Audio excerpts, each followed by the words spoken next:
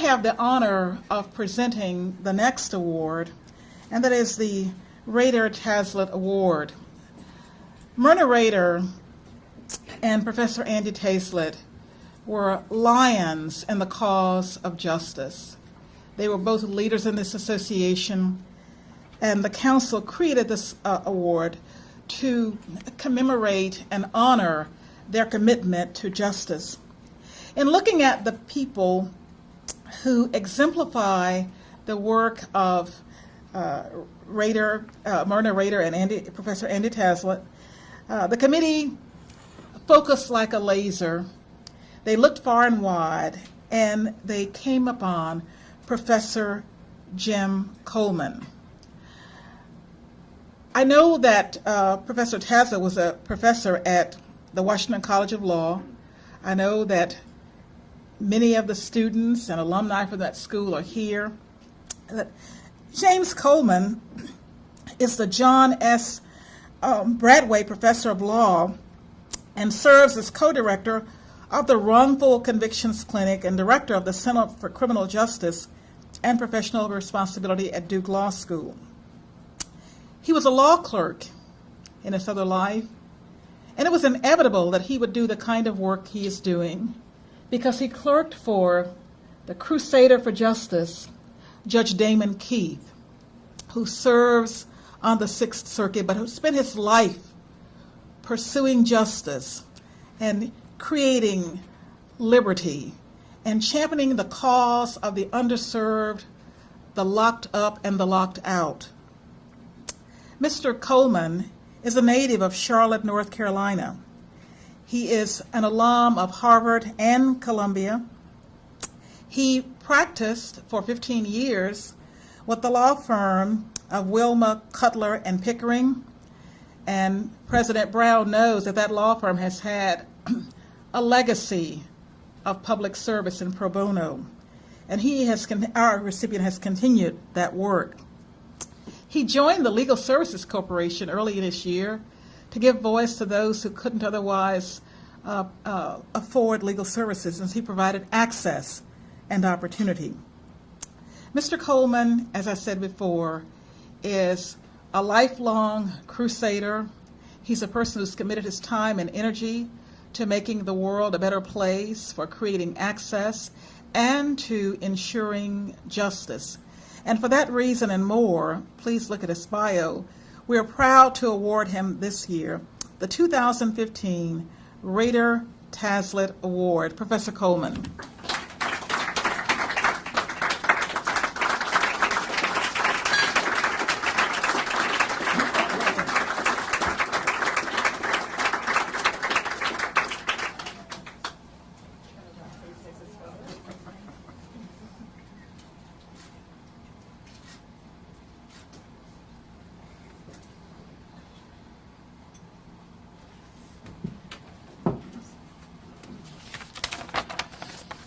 We were told that we were going to have 4 minutes, and then we were later told 2 minutes. So I have no idea how much time I'm supposed to do, but I'm going to be as fast as I can. One of the reasons that I was taken out of order is that I've got to try to catch a 2:30 plane. So it's in my interest to make this short. But let me say, I can't adequately express my gratitude and how honored I am to receive this award. It's especially important and special to me because I knew Andy. My colleagues at Duke and I considered him one of us and part of our family, along with Patty.